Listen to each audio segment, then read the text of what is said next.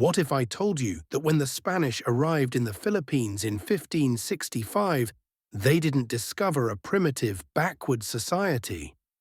What if the Filipinos they encountered were actually more advanced in many ways than the Europeans themselves? What if pre-colonial Philippines had sophisticated boat-building technology, international trade networks spanning from China to Persia, their own writing systems, advanced gold craftsmanship, and thriving kingdoms that were already hundreds of years old? Everything you were taught in school about our ancestors being uncivilized before the Spanish came is a lie. And I'm about to prove it with archaeological evidence that will make you see Filipino history in a completely different light. By the end of this video, you're going to be proud of what our ancestors achieved and angry about how much of this history was erased.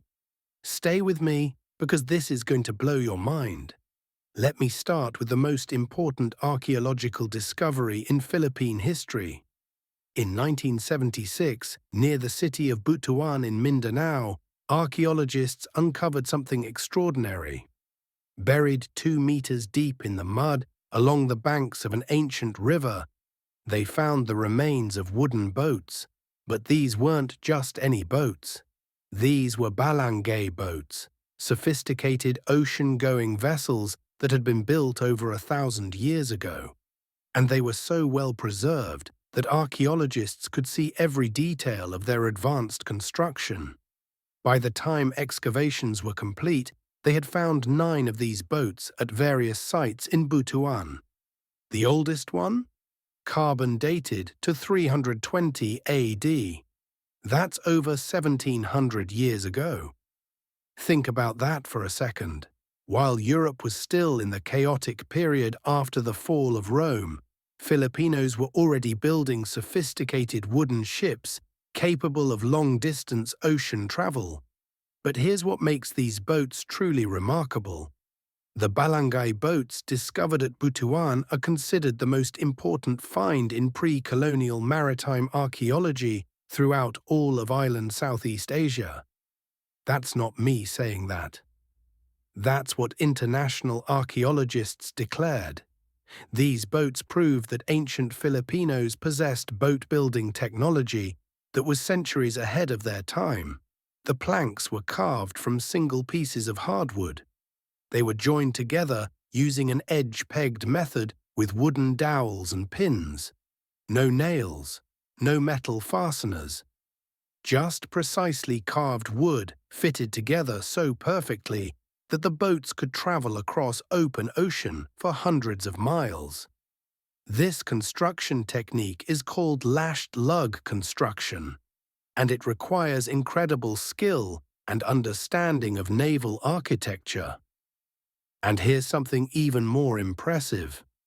When archaeologists analyzed boats from different time periods, from the 7th century to the 13th century, they found that the boat-building technology remained virtually unchanged for over 400 years. Why? Because it was already perfected. Our ancestors developed a boat design so advanced, so efficient, that it didn't need to be improved for centuries. Even today, boat builders in some parts of the Philippines still use techniques passed down through generations from these ancient craftsmen. The Balangay wasn't just a boat, it was a technological marvel. Now let me tell you why this boat is so important to understanding Filipino history. The word barangay, which we use today for the smallest political unit in the Philippines, comes directly from Balangay. When Spanish chroniclers like Antonio Pigafetta arrived in 1521 with Magellan, one of the first Filipino words they learned was Balangay. Because when ancient Filipinos migrated and settled new areas, they traveled in fleets of these boats. Each boat carried an entire extended family or community. When they landed and established a settlement, they called it a barangay, literally the community that came together on a balangay boat. This wasn't just transportation, this was how Filipino society was organized. These boats could carry between 60 to 90 people, along with trade goods, provisions, and everything needed for long voyages. The largest balangay ever found is still buried in Butuan, waiting to be fully excavated. It's called the Mother Boat, and it's twice as large as any of the others. It measures 25 meters in length. That's bigger than most modern fishing boats. The planks are as wide as a human chest. The dowel pins are nearly as thick as a soda can. This is not primitive technology, this is advanced engineering. And here's what really proves how sophisticated pre-colonial Philippines was. When archaeologists excavated these boat sites, they didn't just find boats. They found massive amounts of trade goods. Chinese ceramics from the Five Dynasties period and the Song Dynasty, dating from 900 to 1200 AD. Thai ceramics, Cambodian pottery, Vietnamese tradewares, glassware from the Iranian plateau. That's right, from Persia. These weren't just random items. This was evidence of an extensive international trade network.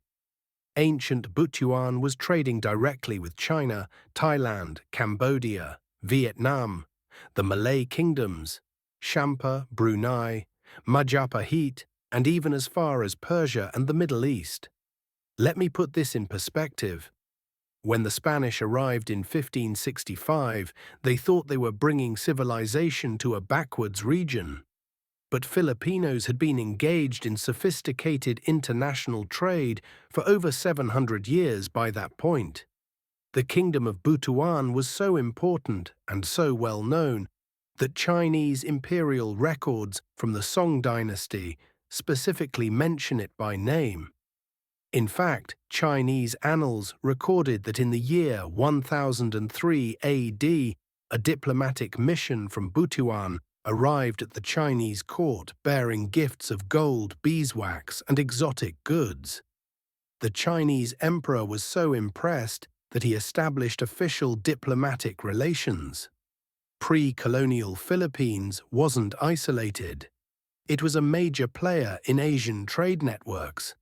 Now let's talk about the gold, because this is where it gets absolutely insane. Spanish chroniclers who visited Butuan wrote that gold was so abundant that even ordinary houses were decorated with gold ornaments. One Spanish priest wrote, and I quote, "Pieces of gold the size of walnuts and eggs are found by sifting the earth in the island." End quote.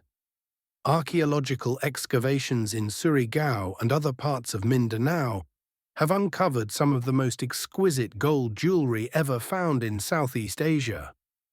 We're talking about intricate gold necklaces, bracelets, earrings, belts, death masks, and ceremonial objects crafted with such skill that modern jewelers are amazed by the workmanship. This gold wasn't mined recently. These artifacts date back to the 10th to 13th centuries. Our ancestors were master goldsmiths. The most famous example is the Golden Tara of Agusan, a gold statue that some researchers believe shows Hindu-Buddhist influence, suggesting cultural and religious connections to the great empires of Southeast Asia like Srivijaya and Majapahit. Gold was so plentiful in pre-colonial Philippines that it was used as currency for trade. Filipinos wore gold jewelry as status symbols. The elite covered themselves in gold ornaments. This wasn't a poor, struggling society. This was a wealthy, thriving civilization. But it's not just boats and gold. Pre-colonial Filipinos had their own writing systems. Multiple writing systems, actually, which varied by region. The most well-known is Baybayin, a syllabic script that was used throughout Luzon and the Visayas. But there were other scripts too: the Tagbanwa script, the Buhid script, the Hanunoo script. When the Spanish arrived, they were shocked to discover that virtually everyone in Filipino communities could read and write. Men, women, even children were literate. They wrote on bamboo, on leaves, on tree bark, using sharp-pointed tools. They wrote poetry, personal letters, and, according to some accounts, legal documents. Spanish missionary Father Pedro Chirino, who was one of the first priests to arrive in the Philippines, wrote in amazement that the Filipinos had their own alphabet and method of writing that was completely different from Chinese, Japanese, or Indian scripts. He noted that literacy was widespread and that Filipinos communicated regularly through written messages. This was in the late 1500s, a time when the vast majority of Europeans couldn't read or write. Let that sink in. Pre-colonial Filipinos had higher literacy rates than Europeans. The Laguna copper plate inscription, discovered in 1989, is the oldest known written document found in the Philippines. It's dated to 900 AD, making it over 1,100 years old.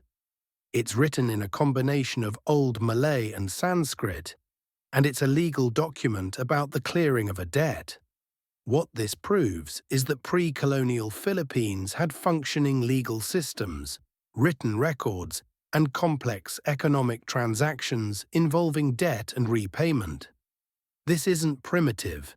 This is evidence of an organized, literate, legally sophisticated society. Now let's talk about the political structure. When the Spanish arrived, they found that the Philippines was organized into numerous independent polities. These weren't random tribal groups. These were organized kingdoms and confederations with complex hierarchies, laws, and governance systems. The Kingdom of Tondo in Manila Bay was one of the most powerful, controlling trade routes and maintaining diplomatic relations with the Bruneian Sultanate. The Kingdom of Butuan in Mindanao was another major power, the Rajahnate of Cebu, the Kadatuan of Dapitan, the Sultanate of Sulu. These weren't villages. These were kingdoms with rajas and datus who ruled over territories, commanded armies, negotiated treaties, and managed international trade. Chinese records describe pre-colonial Filipino leaders with impressive titles and regalia.